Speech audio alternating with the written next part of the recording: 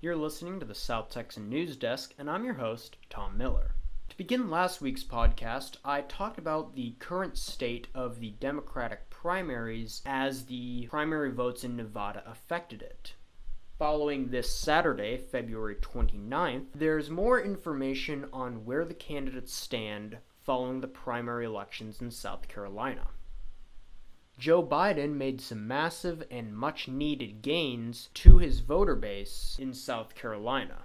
Given his lackluster performance in Iowa and Nevada, his hardcore campaigning in South Carolina definitely paid off, because if he had done worse in South Carolina, he may have had to call his candidacy right then and there.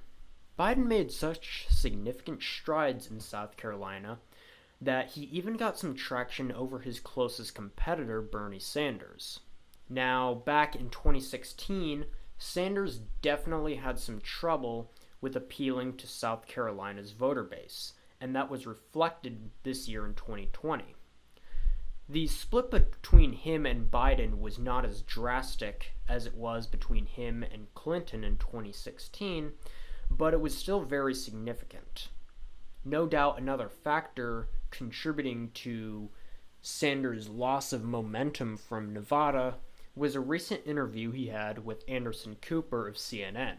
It's very well known that Sanders has some very ambitious democratic socialist policies. Two of his most well-known are free tuition at public colleges and a universal health care system being implemented in America. Now, when you think about the cost of just these two programs alone, to say nothing of the other reforms that Sanders is wanting to implement, the cost for that is exponential. When Anderson Cooper asked Sanders how exactly he was planning on funding these programs, Sanders could not come up with a definite answer. It indicates that should Sanders find himself in the Oval Office and wanting to implement these programs, he may be in for a rude awakening when he finds that he's fallen into a trap that many politicians have before, promising more than he can actually provide. Of course, at least Sanders is still in the race, which is more than some of the other Democratic candidates can say. South Carolina handed losses to Amy Klobuchar and Elizabeth Warren, whose campaigns were already struggling, and Californian candidate Tom Steyer, after a lackluster performance in South Carolina, decided to withdraw his candidacy entirely. There have been some pretty big power swings in the 4 states that have voted in the Democratic primaries so far, but we'll get a more coherent sense of who sits where in a couple days. Tuesday, March 3rd marks Super Tuesday, when 14 states will be counting their votes for the Democratic primary. Once these votes come in, it'll provide a much clearer standing of where all of the candidates sit, and I would guess that the candidate pool will be cut down drastically following those votes. But make no mistake, Biden and Sanders, the two strongest candidates right now, are drawing their battle lines.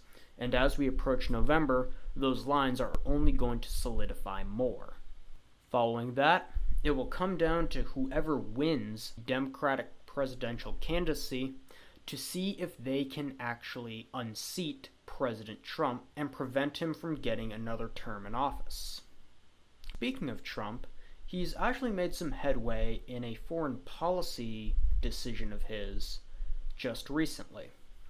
On the same Saturday as the South Carolina primaries, U.S., Afghan, and Taliban representatives walked away from negotiations with the foundations of a possible peace deal for Afghanistan.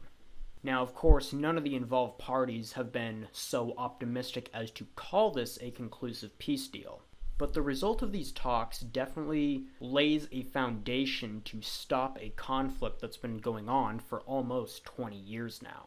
This can be attributed to a recent change in policy with how the U.S. government negotiated with the Taliban. See, prior to this policy change, If the Taliban wanted to negotiate with the US government, they would first have to stage negotiations with the Afghan government.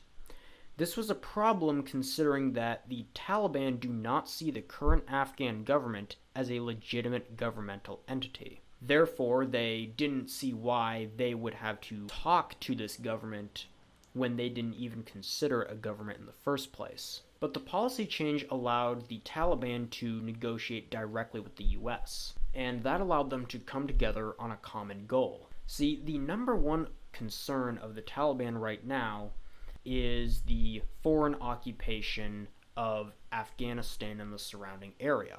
This coincides with the foreign policy decisions of both Presidents Obama and Trump, who have both indicated that they want to see a withdrawal of US troops from the Middle East. With the Taliban being able to directly talk to the US government about that issue, this framework for peace talks was actually realized. Now, of course, it's going to be a long and no doubt bumpy road to a bona fide peace deal in the Middle East. But the US has indicated that if the Taliban fulfills its side of the agreement, it is willing to withdraw all US forces in the area within the space of 14 months.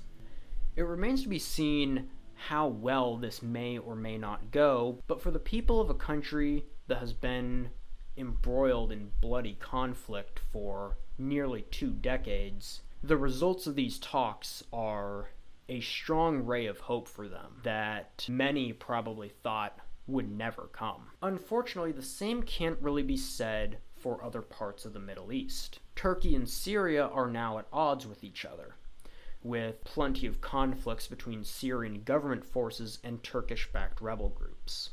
The main point of contention in this war is addressing attacks from the other side, beginning with a recent Syrian airstrike that killed 33 Turkish soldiers.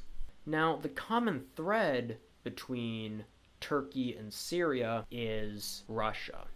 It's been known that Russia is a strong ally of Turkey, and the current Syrian president, Bashar al-Assad, is backed by the Russian government.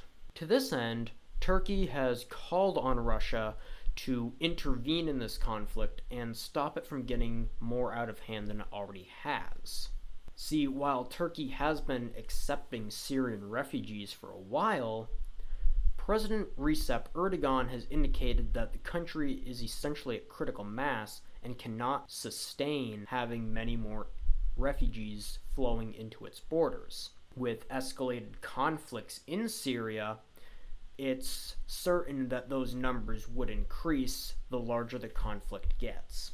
Now, it's unclear what Russia might do to intervene exactly, assuming that they agree to do so in the first place, but President Erdogan has indicated that he will be meeting with Russian President Vladimir Putin in the coming weeks. That's all we have for you this week. For more information about the goings-on here at Tamuk, check out the South Texan written right here at Tamuk, or check us out online on Facebook, Instagram, and Twitter at the South Texan.